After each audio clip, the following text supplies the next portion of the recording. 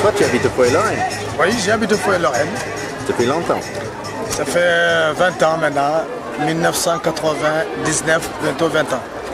Et comment ça se fait-il que dans un fête de quartier comme ça, le Foyer-Lorraine n'est pas là? Bon, le Foyer-Lorraine, il est présent individuellement parce qu'il y en a qui passent, qui me posent la question, Boki, qu'est-ce qu'il y a? Je dis que c'est la fête de quartier. Mais ils n'ont pas pu quand même participer collectivement comme nous le souhaitons. Et comment ça se fait?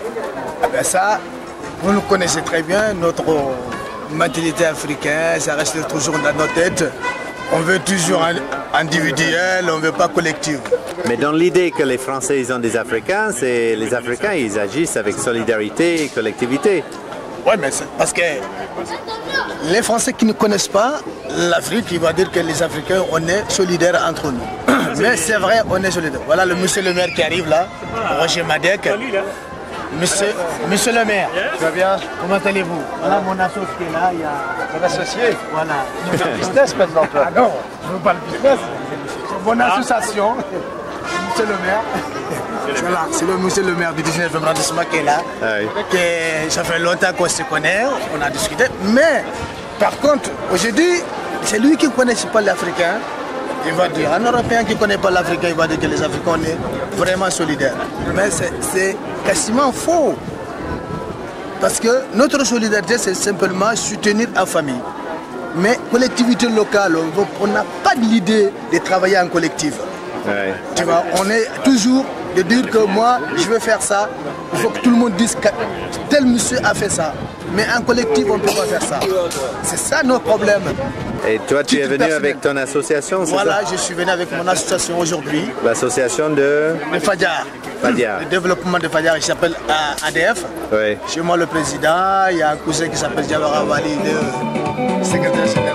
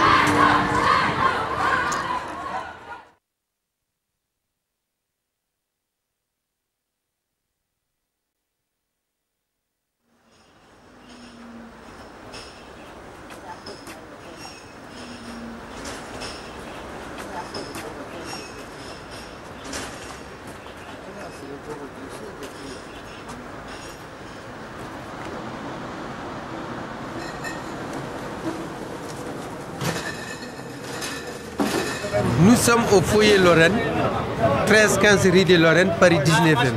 Soyez bienvenus. Nous rentrons dans le foyer pour visiter. Il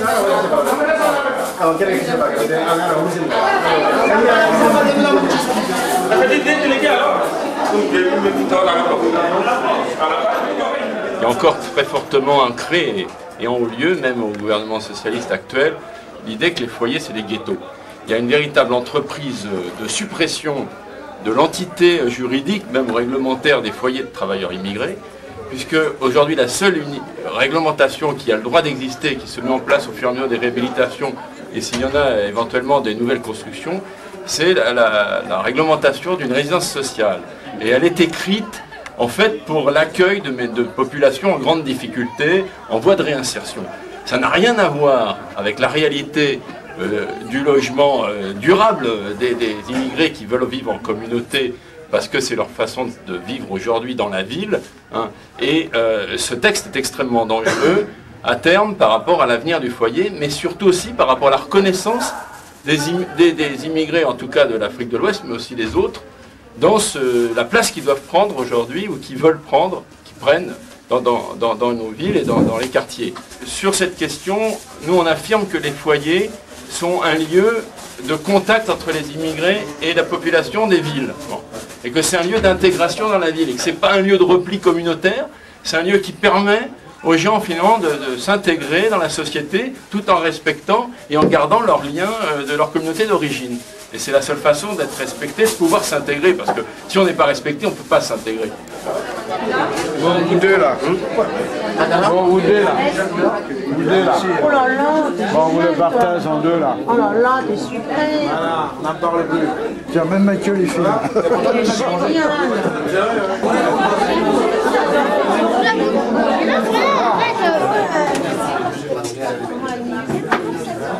Alors je suis en face de vous, Samba Silla. Donc j'habite dans ce foyer depuis 20 ans. Au 6e étage. Je suis membre du comité de résidents de ce foyer depuis très longue date. À ma gauche, Daniel. Daniel, il a beaucoup de casquettes. Bon, à la fois il représente Sundiata, mais quand il est avec nous en Lorraine, il est militant. Alors parce qu'il a intérêt, parce que sinon ça va plus. Alors, merci, donc tous réunis, au nom de tous les foyers et les résidents, nous vous souhaitons le bienvenu, parce que nous pensons qu'on est dans un pays où ce pays-là, nous faisons partie. Et quand on fait partie de quelque chose, on l'approuve. Pour l'approuver, c'est nous et vous ensemble. Et ça, uniquement, c'est pour ça. On mange ensemble, discuter ensemble, mieux se connaître, mieux se faire comprendre et voyager ensemble de temps en temps au pays. Alors, donc, il y a nos partenaires qui sont là, les partenaires privilégiés. Jeanne, qui sont l'association locataire à tout près là. Nous, c'est un grand sens, un comité de résidents de s'allier avec le comité locataire du quartier. C'est formidable ça. Les bâtiments, tout ça à côté qui nous emmerdent normalement, où on les emmerde, c'est avec lesquels qu'on nous sommes alliés. Ça, c'est formidable pour nous. Alors, tout derrière, il y a une petite dame toute rose au milieu, alors qui s'appelle Madeleine Bouch, qui est elle, alors là, elle a beaucoup de choses, la casquette aussi. C'est la personne de l'assistance sociale qui a un petit bureau juste derrière ce bâtiment-là. Et toutes nos problématiques, là, on vient de la voir. Et on elle a squatté un bureau, on l'a laissé faire. Dans le foyer, en fait. Oui, je travaille au foyer depuis plusieurs années, mais de manière, disons, un peu plus importante cette année. Donc, à l'accompagnement social, je suis chargée de l'accompagnement social des résidents. Et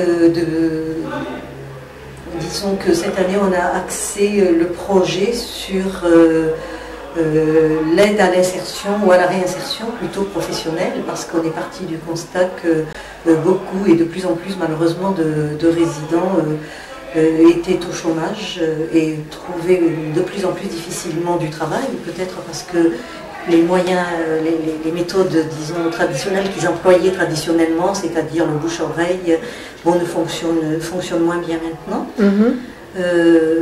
Mais ce n'est pas, disons, moi je suis là pour écouter les résidents, connaître leurs problèmes et puis les aider à les orienter vers les différents services qui peuvent les aider. Ah, il me casse les pieds celui-là. Pourtant je le mets, mais il n'y a pas moyen de le mettre. T'en es où?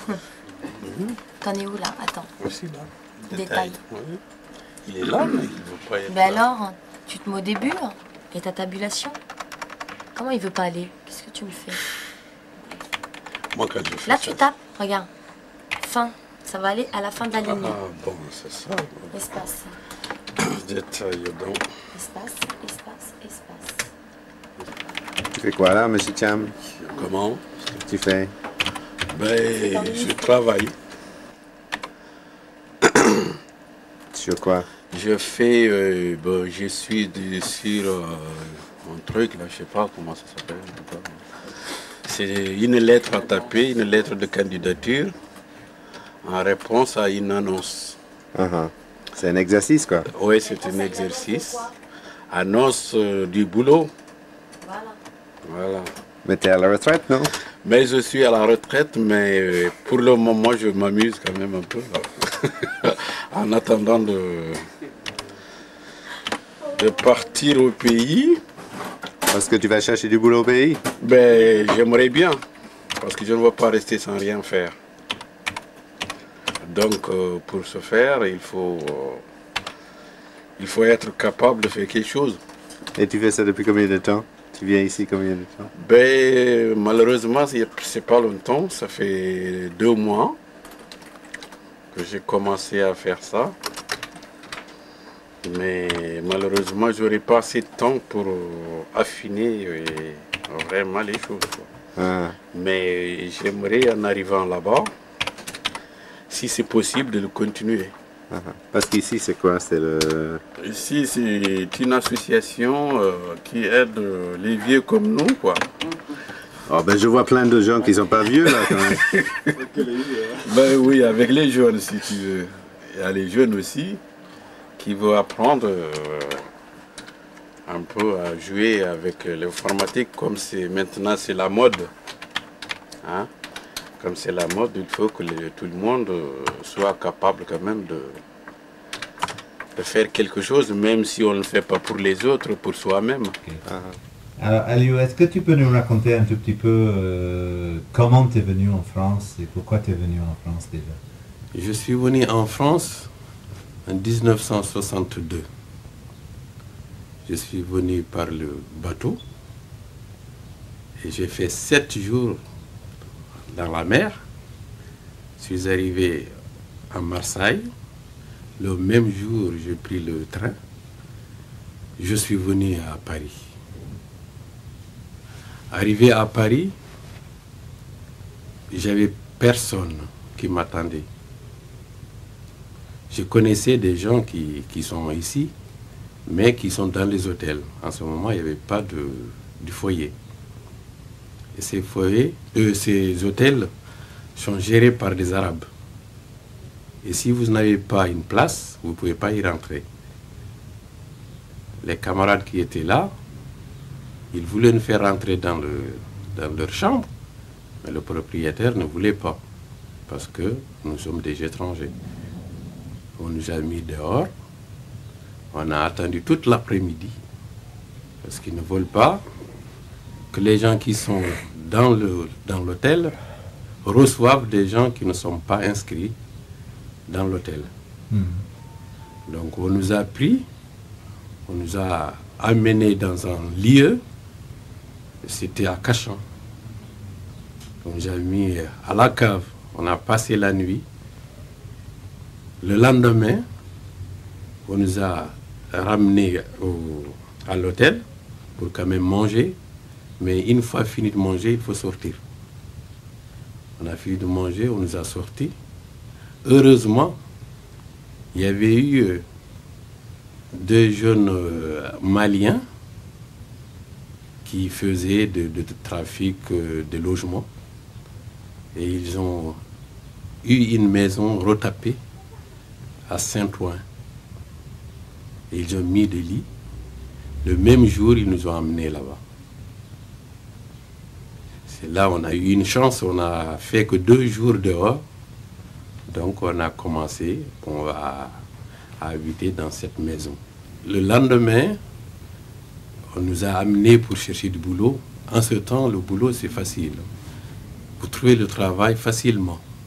Si vous voulez y rester, vous restez. Si vous ne voulez pas y rester, vous changez.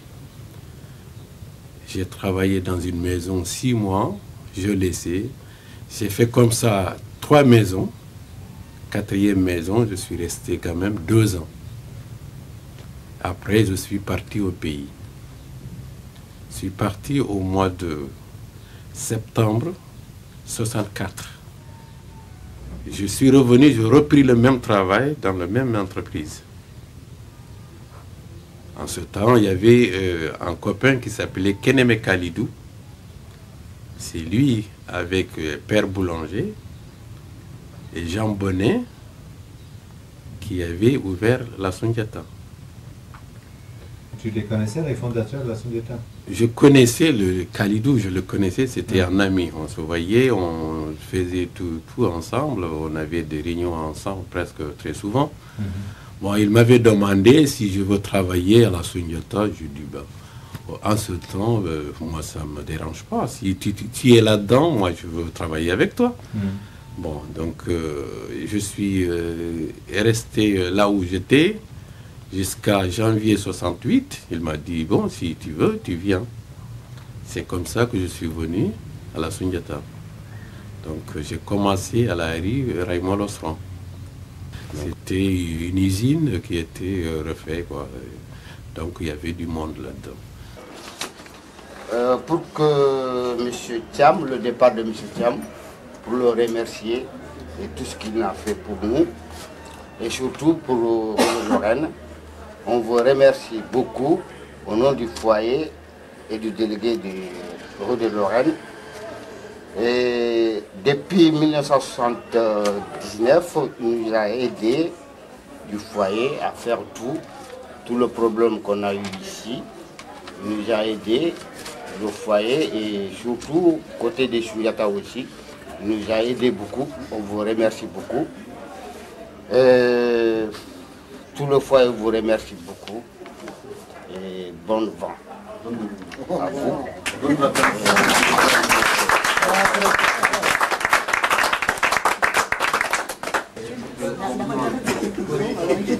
Bon, alors, moi j'ai... De toute façon, on n'a pas grand-chose à vous donner. Au nom du foyer et du délégué, on vous donne ça et pour faire un souvenir.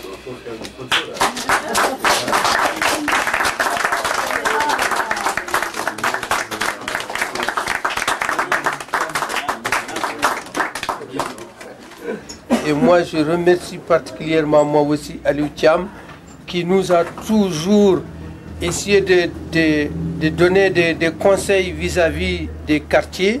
Je peux dire que grâce à ces conseils aussi, qu'on a pu voir une relation très efficace avec CDP, parce qu'il n'arrête pas de nous dire allez leur contacter et sortez, et sortez, et sortez. Ça aussi, c'est un grand remerciement, c'est un bon travail. Et bonne à la traite, et repose-toi bien. Et à bientôt au Sénégal. À bientôt. À bientôt au Sénégal.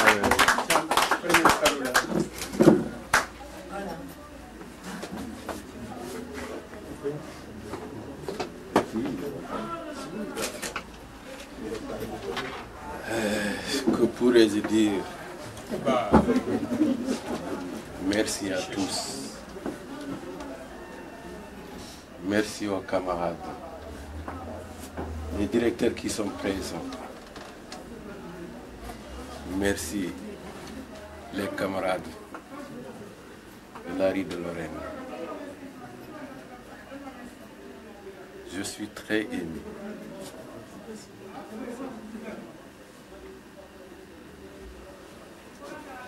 Voilà, merci.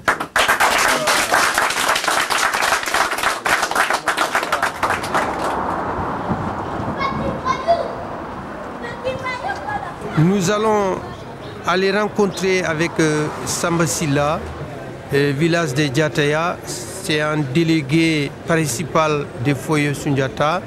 À lui poser certaines questions, les activités des foyers et tout l'ensemble des foyers Sundiata. C'est un spécialiste. C'est mon professeur aussi. Hein. Voilà. On sait que Tchèvin a fait la même chose que Tchèvin. Mais personne ne vous empêche de faire ce que vous voulez. Non, je m'appelle Samba Silla. Donc je suis malien de la région de Caille, bien sûr. Et je suis en France depuis 65. Et tu es délégué de ce foyer de ville? Et je suis un des membres du comité des résidents. Depuis longtemps? Depuis 75. 75. Ouais. Non, au regard de cette histoire, est-ce que tu peux raconter un peu l'histoire entre les résidents de ce foyer et la Sundiata? La résidence s'est foyer avec le Sundiata, bien sûr, parce que je suis parmi les personnes qui sont le premier groupe qui sont résidés dans des foyers Sundiata. Moi, je fais partie des gens qui étaient d'abord à la rue Polonceau. Mais c'est dans des chambres, hôtels qu'on appelle des dortoirs, qui étaient gérés par les marchands de sommeil de l'époque. Bon, il s'est avéré qu'en ce moment-là, il y avait le Malien et le Sénégalais qui se sont mobilisés pour pouvoir faire une recherche de logement.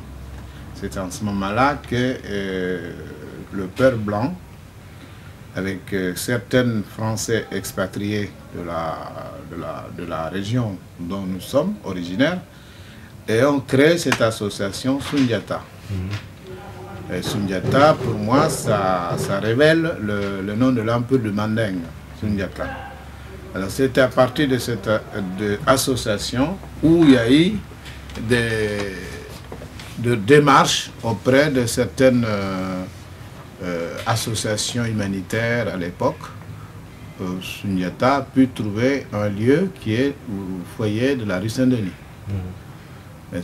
Nous sommes été conviés, que nous sommes venus avec d'autres Maliens, Sénégalais, dans différents endroits.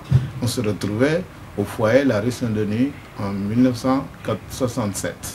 Et quelles étaient les grandes bagarres au foyer de la rue Saint-Denis?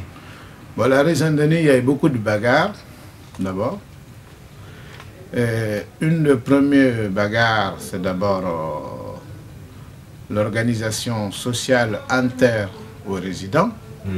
Ça veut dire que dans un foyer où il y a plus de 100 personnes déjà, avec seulement des gaz cuisinières de 9 places, et en ce époque-là, les uns avaient faire du café, l'autre sa gamelle, et l'autre sur le repas collectif. Et de ce fait, il y a eu toujours de bagarres spontanées entre les résidents eux-mêmes par rapport à la surpopulation, par rapport au gaz à l'époque. Jusqu'à un de nos compatriotes sénégalais qui était chef cuisinier, son nom m'a été oublié, Mbodj Abdoul, qui lui volontairement commençait à faire préparer la cuisine volontairement pour le faire vendre le plat. Tu vois. Et en ce moment-là, pour nous, cette réaction de cette collègue nous paraît a rendu un grand service à beaucoup de gens pressés. Donc du coup, personne n'a été contesté, on l'a laissé faire. D'ailleurs, une équipe qui a une gaz, et il fait la bouffe assez, et il vend des gens qui ont des gamelles, et des gens qui veulent manger immédiatement, et puis ça nous a paru vraiment à soutenir. C'était la première cuisine collective? C'était, non, pas une cuisine collective. La cuisine collective, c'est un regroupement de différentes personnes qui cotisent par mois, par mieux ceux qui travaillent, ceux qui sont en position de payer leur cotisation, et ceux qui n'ont pas, ou viennent d'arriver, ou ont maladie longue ou sommaire, sont inclus dedans. Ça, on appelle ça les cuisines collectives. Mais qui se trouvent tous le même endroit qu'on appelle dans les grands répertoires où tout le monde se retrouve. Bon, de ce fait, cet homme-là nous a été vraiment le bienvenu, et ça a évité ce conflit que je fais allusion tout à l'heure. Mais c'est vraiment... Et ce monsieur s'est fait relayer par une femme. Maintenant, on va visiter les femmes de la cuisine qui font les cuisines pour les foyers, date de longtemps. On allait discuter avec eux. C'est Lala Diaby et Ami Faye. Combien de plats vous faites par jour? Non, je ne connais pas. Qu'est-ce que vous faites comme plat? Je fais le tchèp, c'est la nourriture du Sénégal. Je fais le mafé, la nourriture de Mali. Je fais le soupe kanya, le saga saga, domada, yassa. Je fais poulet, j'ai fait des frites, couscous marocain. Et voilà. Oui. des pâtes et tout. Le plat, c'est combien? Les plats, c'est à 10 francs. À 10 francs le plat. Tous les plats sont 10 francs? Non, il y a des plats à 10 francs. Les moitiés poulet, c'est à 12 francs. Poulet entier, c'est 24 francs. Et est-ce que vos seuls clients, c'est des gens des foyers ou il y a des gens de l'extérieur? Il y a des gens qui quittent à l'extérieur pour faire apporter. Il y a des gens qui viennent manger. C'est moins cher aussi. Et est-ce que vous pouvez vous présenter? Parce que je pense que vous n'avez pas dit votre nom encore. Moi, c'est Ami Faye, Madame Ndiaye. Et comment on vous a choisi pour être cuisinière au foyer Lorraine? Je suis venu ici voir les délégués. J'ai inscrit mon nom. Le temps que ma tour est venue, on m'a appelé. J'ai venu travailler. Et depuis, vous avez donné satisfaction, donc ils vous ont gardé, c'est ça? Oui. Parce que si les délégués ne sont pas contents avec une cuisinière, qu'est-ce qui se passe à la salle? C'est pas les délégués. C'est pas les délégués qui ne sont pas contents, c'est des locataires. Ouais. Si le locataire est satisfait, la cuisinière, que ce qu'elle fait, c'est bien, et tout le monde est satisfait avec la cuisinière que leur manger, il n'y a pas de problème. Le délégué ne pouvait pas faire quelque chose à part la décision des locataires. C'est le locataire qui décide tout. Donc si les locataires ne sont pas d'accord, qu'est-ce qui se passe? Si les locataires ne sont pas d'accord, il dit à la déléguée, bon, ces femmes-là, nous ne voulons plus qu'ils restent là. Il faut le virer, de chercher un autre. Et ça vous est déjà arrivé, madame, ou jamais? Non, depuis que j'ai venu ici, vraiment on m'a fait qu'une sœur. Malien, Sénégalais, tout, je le fais comme mon frère, eux aussi on m'a fait comme une sœur. Moi avec ma sœur qui est là, on n'a jamais vu du problème. Oui. Ça c'est les chefs. C'est des chefs. Avec poulet ou poisson. Ouais. Là-bas c'est mafé. À l'oco. Là-bas c'est mafé. Là-bas c'est tomate, sauce gombo.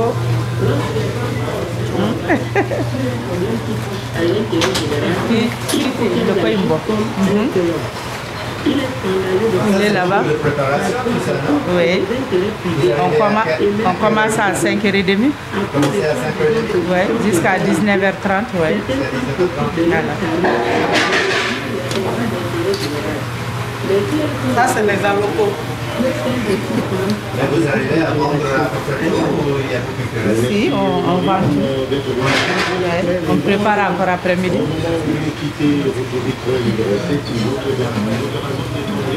À partir de 19h, il n'y avait rien. Tout est fini. Ouais. Vous ramenez rien à la maison? Non. C'est une affaire qui marche alors. La question des tailleurs, la présence des tailleurs, la présence des commerçants, c'était aussi quelque chose qui était acquis dans l'ancien foyer ou c'est quelque chose qui s'est développé ici, que vous avez réussi à imposer? Parce que le solidarité, elle résiste aussi à ces idées-là, non? Que ce soit le tailleur, que ce soit le petit commerçant, que ce soit les cuisinières, on appelle les artisans, plutôt les artisans et les commerces.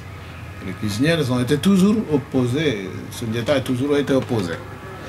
Alors, donc, comme j'ai dit, bon, le tailleur à la rue Saint-Denis, il y avait un tailleur professionnel. Que lui-même, il avait besoin d'un espace beaucoup plus grand. Et il y avait aussi des tailleurs occasionnels, c'est-à-dire des gens qui travaillent, mais les samedis et dimanches ou les soirs, avant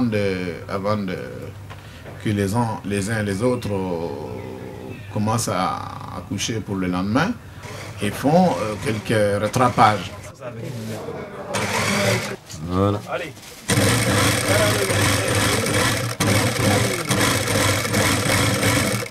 Bonjour. Alors, monsieur Dia. Comment ça va?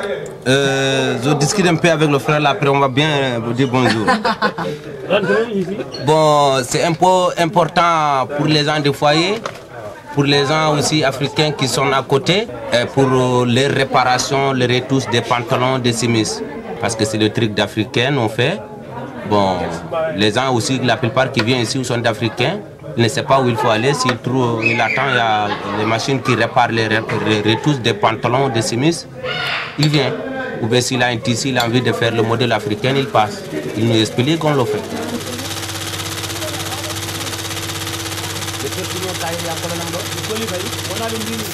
Si quelqu'un il rentre au pays, il a un panier africain qu'il a envie de faire le modèle pour donner ça cadeau là-bas au pays, il peut nous donner. On fait les grands boubous ou bien un truc africain comme ça. Il va amener pour sa femme ou bien pour ses enfants ou bien pour donner les cadeaux aux familles ou des amis. Ça aussi on fait ça. Bon, mais toujours c'est le prix qu'on fait pour arranger nous tous quoi. C'est comme ça que nous sommes là.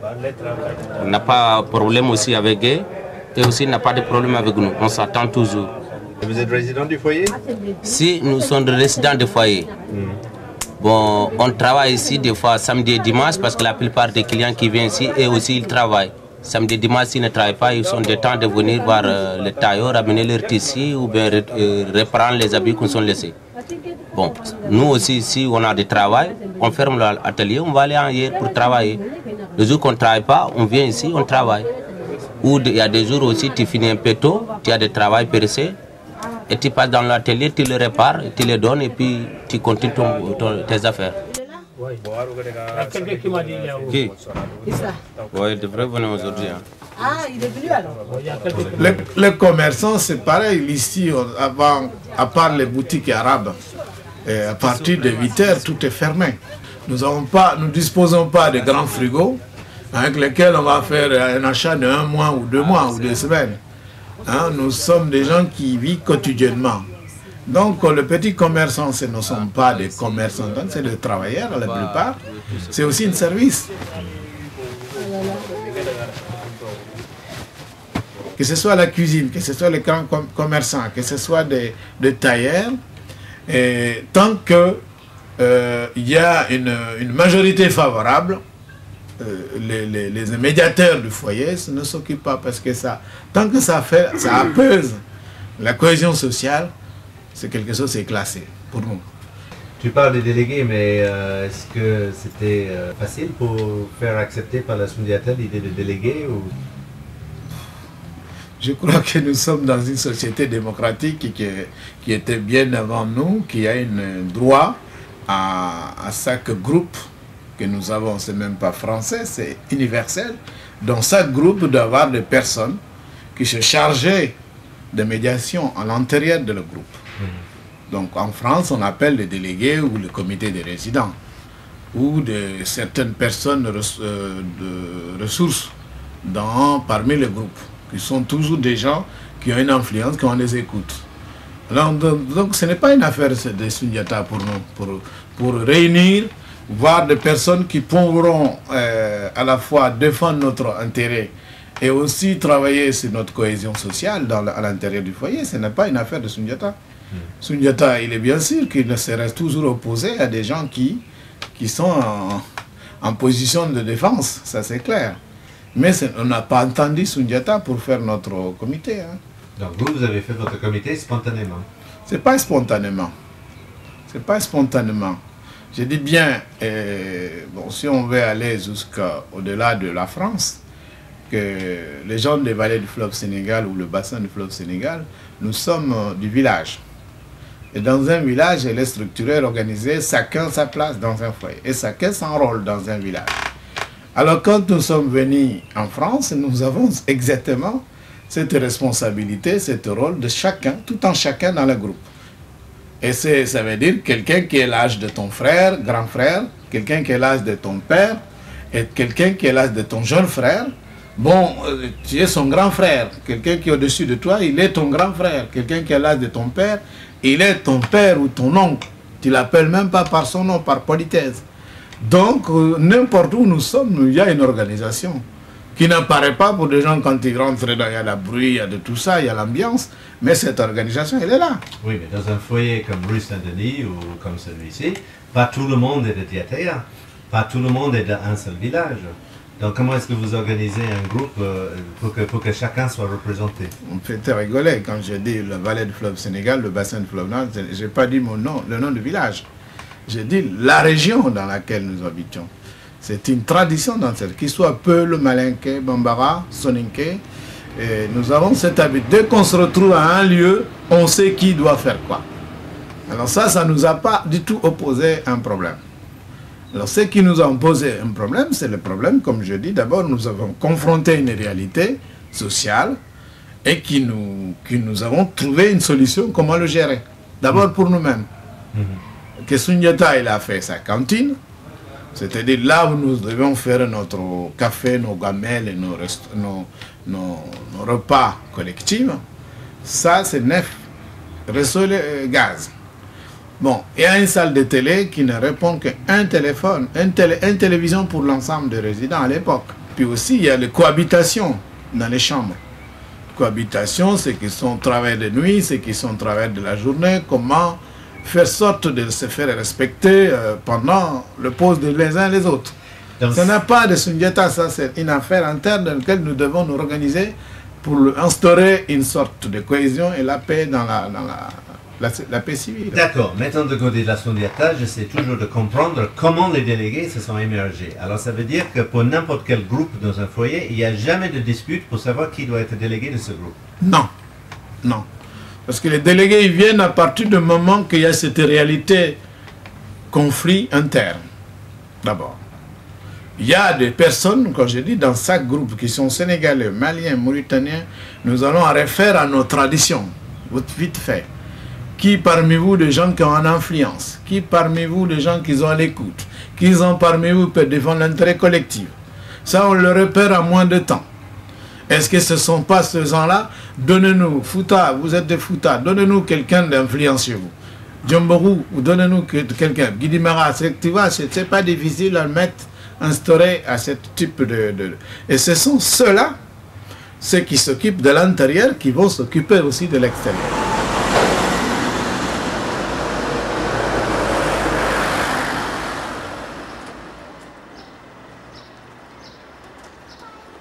Et tout ça, tout ce qu'on met en place pour l'instant est lié au projet de fête de quartier et au thème de cette année, qui est le thème s'appelle Prenez place. Alors, c'est-à-dire c'est la place petite que vous connaissez tous, le petit square là qui est un petit peu sale, mais qui est en fait une place. Ça veut dire aussi que chacun ait sa place dans le quartier, hein, y compris par conséquent les résidents, y compris la communauté juive qui est présente, y compris les familles qui habitent dans les logements insalubres, là de l'autre côté, y compris je dirais les gens des logements sociaux, mais et comment on fabrique des choses ensemble. C'est vrai, ça. L'importance, c'est, si tu veux, ne pas stagner, comme on dit, avec une fête conviviale qu'on faisait ici. Nous, on ne pense pas seulement à l'intérieur du foyer.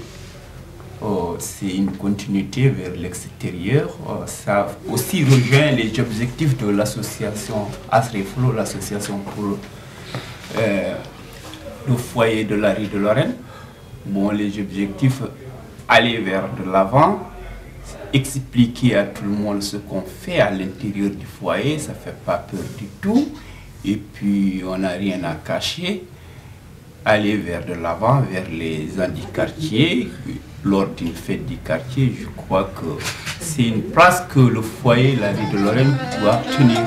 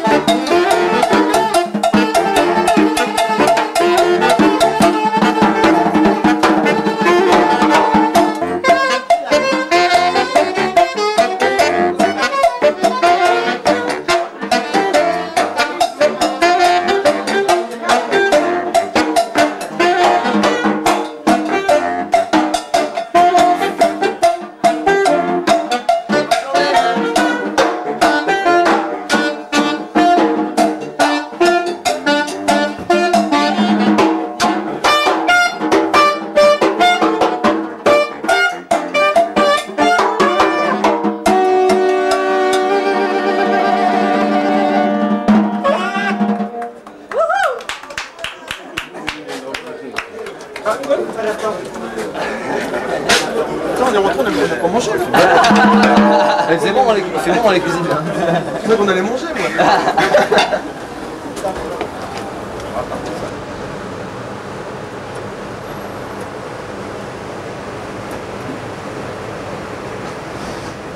La première bataille, c'était d'abord l'insalubrité, cet entretien des locaux collectifs et aussi le suivi des activités de travaux. Donc ça, et puis aussi le prix en ce moment-là commençait à augmenter sans pouvoir que les résidents aient un contrôle sur. Il voulait qu'on soit dans une condition comme lui, il l'entend. Et nous, dans le fait que c'est nous qui vivons dedans, et c'est nous qui cohabitons dedans, nous avons aussi nos points de vue, nos façons, pouvoir améliorer l'harmonisation, la cohabitation entre nous, qui n'a rien à voir avec Sundiata. Nous avons opté ce qui nous intéresse nous, et pas ce qui intéresse le Sundiata. Récemment, il y avait combien de personnes, tu te souviens? On est rentré par groupe, entre 67 et 79, ça fait 12 ans.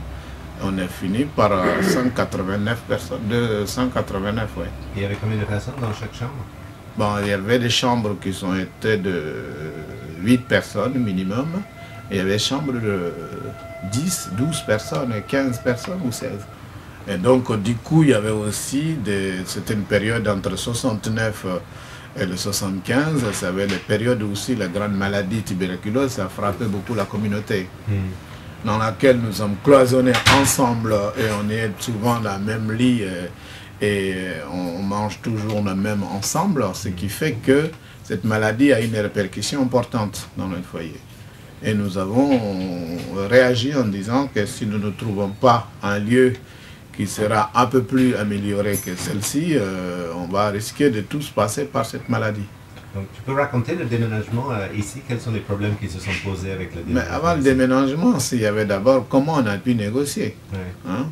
Je crois que c'est important parce que quand c'est nous-mêmes qui avons fait la liste, on a tenu compte de non seulement à l'intérieur du foyer, mais l'environnement du foyer. Ça veut dire qu'on a beaucoup de frères qui est venu et qui n'ont plus de place à l'intérieur du foyer, mais qui partaient habiter dans des hôtels meublés au voisinage du foyer, mais qui restent toujours manger avec nous, ils passent la journée avec nous. Le soir, ils rentrent chez eux pour aller dormir. Alors, donc, quand on voulait demander Sundiata le déménagement, automatiquement, nous sommes référés à toutes les personnes qui dépendent du foyer et s'ils sont en position de payer un loyer. Et en ce moment-là, on a tenu cette liste-là.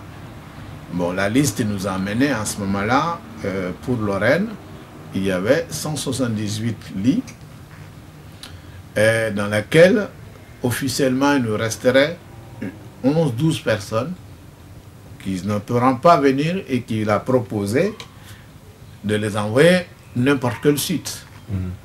Alors, par rapport à notre calcul, il y a quand même 112 ou 113 personnes dans lesquelles nous devons, et qui vont être des gens à rejeter dans les foyers ou à déménager avec eux.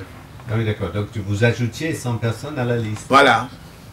Et nous avons demandé de dire que nous voulons un foyer pour tous ces mondes-là. Presque 300 personnes, quoi. Ben oui, environ de ça, quoi. Alors, nous avons présenté ça à Sundiata pour dire, vu l'état de ce lieu, nous aimerions bien avoir un foyer de 300 personnes. C'est la même période, de début de l'année 79, il a trouvé ce foyer. Nous sommes venus visiter le foyer. Et quand nous avons visité le foyer, nous avons constaté qu'il n'y aura pas de cantine collective. Il a laissé, il y avait seulement la cuisine, mais il n'avait pas laissé la salle à manger. La salle à manger était transformée en chambre. Alors nous avons proposé que ces 2 chambres soient modifiées en salle à manger. Le deuxième constat, on a vu qu'il y avait 2 salles de télé, mais il n'y avait pas une salle de prière. Alors que là-bas, on avait une salle de prière sous-sol, certes, mais assez confortable. Bon, que la salle de télé en premier étage était divisée en 2, où il y avait une partie qui devient salle prière, une autre partie qui devient une deuxième salle de télé. Bon, il y a une salle culturelle en bas, 2 salles de télé. Nous sommes convenus à ça, mais nous sommes dit, s'il accepte, nous mettrons le nombre de personnes équivalent, le lit qui sont ici, et le reste, ils resteront sur l'ancien lieu, ils seront moins nombreux, et la vie leur sera moins lourde, et ils seront confortablement, tout en leur laissant le même service qu'ils avaient. Alors c'est ça qui a été une des divergences. Bon, nous sommes restés résistés avec le soutien des associations en majorité syndicalistes ou de gauche, avec lesquelles nous avons voulu que celle-ci soit partie prenante de toutes les négociations que nous faisons avec la Sundiata, pour qu'ils soient témoins. Et Sundiata ne voulait pas que les Français soient aux réunions de négociation. Nous sommes dit, sans ces Français avec lesquels qui sont nos amis, et qui connaissent, qui sont soucieux à nos problèmes. Et de ce fait-là, nous ne saurons pas négocier sur la même table. Parce que nous étions partis jusqu'à une réunion de conseil d'administration de la Sundiata qui a approuvé en disant oui, s'ils veulent équiper le nouveau et l'ancien, c'est aussi important parce que les conditions, c'est une condition hygiénique. Donc ça répond à ces conditions hygiéniques.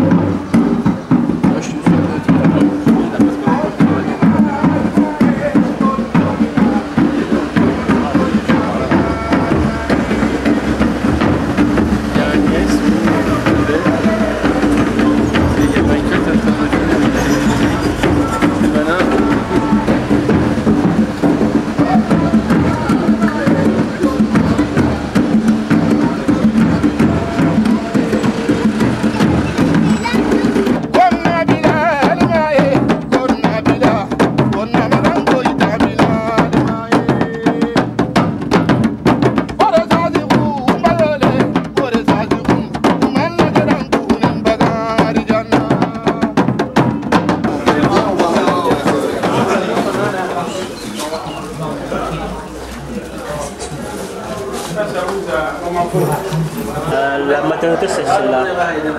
Celle-là, la maternité. Ouais. Donc là, c'est le dispensaire. Dispensaire. Ouais. Là, c'est le logement du docteur. Du docteur, voilà. Là, c'est une partie des panneaux solaires. Ah oui, qu'on voit mieux. On le voit mieux par là. D'accord. On le voit mieux par là. Et les panneaux solaires, c'est pour le centre de santé? Ça, c'est pour le centre de santé, c'est pour l'électrification. Là, c'est la face arrière des panneaux solaires. Ah, d'accord. Donc en haut, c'est la face avant. C'est vue de face. Et là, vous avez un château d'eau aussi? Là, c'est un château d'eau, voilà.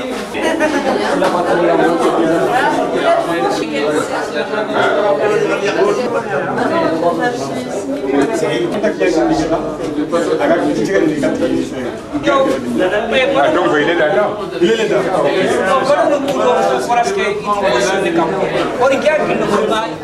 Mais le constat, quand on est venu ici, bon, on a vu qu'il y a 2 sous-sols.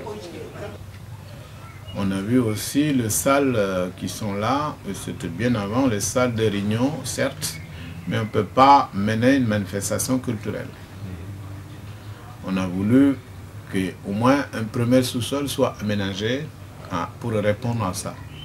Jusqu'à là, ça fait 20 ans que nous sommes là, jusqu'à là, c'est une de nos revendications, parce que nous sommes habitants du quartier des 19e, nous avons vécu longtemps en France, nous avons hérité la culture française bien avant, et nous avons aussi notre culture, donc nous pouvons apporter une richesse culturelle dans la vie des foyers et aussi dans la vie du quartier. Et nous sommes aussi porteurs de certains nombres des activités vers nos pays d'origine. En ce qui concerne le développement socio-culturelle et l'économie dans nos pays sous-développés, à partir de la France. Alors, nous sommes malheureux à ce niveau-là que nous ne pouvons pas inviter suffisamment des amis français, des associations françaises du quartier, au-delà des quartiers, y compris des municipalités, pour venir faire une démonstration de notre capacité de aussi valoriser notre culture au sein de la culture française.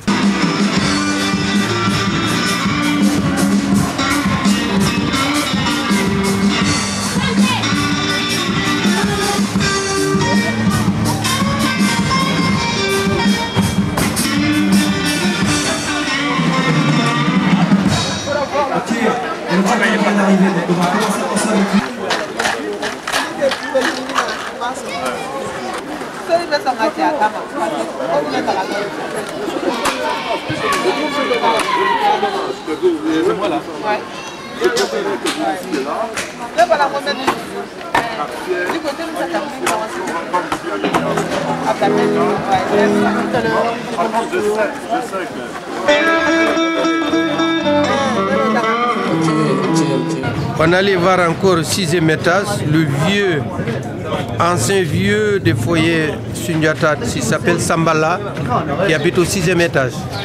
C'est Sobuku. Bon, monsieur, est-ce que vous pouvez vous présenter, s'il vous plaît? Oui. Comme depuis 1979, on est là. Ben, ça fait 19 ans. Mais comme ici, on est arrivé au début, ça va très bien. Mais maintenant, on a trop la merde. Parce que premièrement, pour moi, ma chambre, regarde le plafond. De fait, 2 ans, il a réparé. Encore, c'est pas bon. Regarde. Bon, moi, je crois que avec la toilette, tout ça, ben, ils sont tous pareils là. On est trop la merde. Moi, je paye 1500. Donc, je paye tout sur le loyer, mais j'ai tout sur la merde. Il a rentré rien le temps. D'accord. Oui. On a eu des grèves de loyer parce qu'on estimait que Sundiata a estimé qu'on coûte trop cher. Et nous voulons que ce coût nous justifie. Il fallait qu'il nous justifie ça. Combien coûte l'eau, combien coûte gaz, combien coûte les prestations. On sait dans les papiers sont marqués, mais en l'année réelle, on n'a jamais pu à nous montrer. Alors ça a été une bagarre. On a retardé les augmentations tout en payant le loyer normal et les prestations, les charges.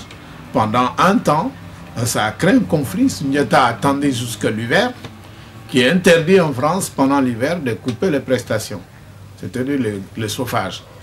Et c'était l'hiver 84. Et il a coupé le chauffage. Ça nous a coûté un de nos frères. Parce que les gens se chauffaient, parce qu'il y avait minimum d'électricité, les gens se chauffaient avec les chauffages au point, les plaques chauffantes. La nuit, c'est ce qui est arrivé à un de nos frères, que pendant la nuit, sa chambre a pris feu et il est décédé par ce suite de cette brûlure. Et ça jusqu'à aujourd'hui, cela nous le tenons au cœur. Paix à son âme, mais c'est lié l'injustice et le comportement de Sundiata, que je le dis directement, qu'il ne nous prend toujours pas comme des hommes en part entière, que nous avons une capacité de réfléchir et d'analyser à tout moment chaque situation, de réagir. Et ça, les sociétés gestionnaires, de manière générale, n'Europe pas. Et ça, ils ont la loi à côté de eux. C'est-à-dire, ils ont la loi de l'argent à côté d'eux, et nous, on a la loi spécifique, la légitimité. Alors donc, de ce fait, aujourd'hui, nous en sommes là jusqu'à aujourd'hui. Mais juste, on va revenir sur les problèmes, mais est-ce que vous pouvez nous dire votre nom et d'où vous venez? Notre nom, pour mon nom, oui. Oui, ton nom, oui, comment ça s'appelle? Missaounera Sambala. Sambala. Sambala, oui. Et tu viens de? Je viens de Mali. Sobuku. Ah, Sobuku. J'ai né à Sobuku. Et t'es arrivé en France il y a combien de temps? Ah, ben, je venais depuis 1961. Ben, égal 38 ans, à peu près, oui. 38 ans. 38 ans, depuis le temps de Général de Gaulle. Nous, on est frères de Général de Gaulle, ici. Est-ce que tu connais un peu le quartier du foyer ici? Le quartier Paris 19e, rue Petit, tout ça, tu connais un peu? Si, je connais le foyer de Riquet, un petit peu, mais pas beaucoup. Bon, le 15 rue David Angers, je connais. Mais les gens dans le quartier, les associations dans le quartier, tu les connais ou pas? Non, non, non. Tu ne connais pas? Non, non. Il y a des activités dans le quartier, tu ne veux pas? Non, non, je ne connais pas. Et ce rapport avec le quartier, là, c'est quelque chose qui est assez nouveau, là, aussi. Le quartier, c'est un peu nouveau, parce que ça fait quand même plus de 20 ans qu'on est dans le quartier. Mais les relations qu'il y a eu, qu'on a maintenant, ça a commencé il y a maintenant 4 ans. Et ça a dû, dans les portes ouvertes qu'on a pu organiser, donc on a réussi à trouver des gens de bonne volonté du quartier, par exemple les gens de JDP, et c'était l'amicale des locataires, c'était des gens aussi qui sont vraiment animés de bonne volonté et qui ont eu beaucoup comment dirais-je, de gentillesse envers nous. Et on a discuté avec eux clairement pour leur dire que ce que nous faisons, ce n'est pas pour inventer, c'est simplement pour essayer de voir avec les gens avec qui nous vivons, comment nous allons vivre le temps que nous étions ensemble. Qu'est-ce qu'on peut faire ensemble? Eux, ils nous ont donné des idées. Nous, on a donné nos idées. Finalement, on a trouvé qu'on peut faire quelque chose ensemble. Et pourquoi ça a pris tellement longtemps? Parce que 20 ans dans le quartier et 4 ans en contact avec une association, ça fait quand même... ça a pris du temps pour faire ça. Et ça a pris beaucoup de temps même. Bon, nous, de notre côté, bon, on peut dire que c'était de notre faute possible. Au début, c'était de notre faute. C'est notre faute, c'est pas notre faute. Nous, on a cherché à avoir des contacts avec les gens, mais on n'a pas pu. On ne voyait pas comment le faire pour vraiment avoir le contact des gens du quartier. Donc ça a duré, ça a duré. Les gens du foyer ne sont pas trop chauds pour sortir non plus, hein, parce qu'ils veulent toujours rester entre eux, en tant que famille. Ils ne veulent pas aller chercher les autres. Et les gens de l'extérieur ne viennent jamais aussi au foyer, pour voir comment les gens du foyer vivent et s'ils peuvent faire quelque chose ensemble. Finalement, bon, ça a duré jusqu'à que les choses commençaient à décanter.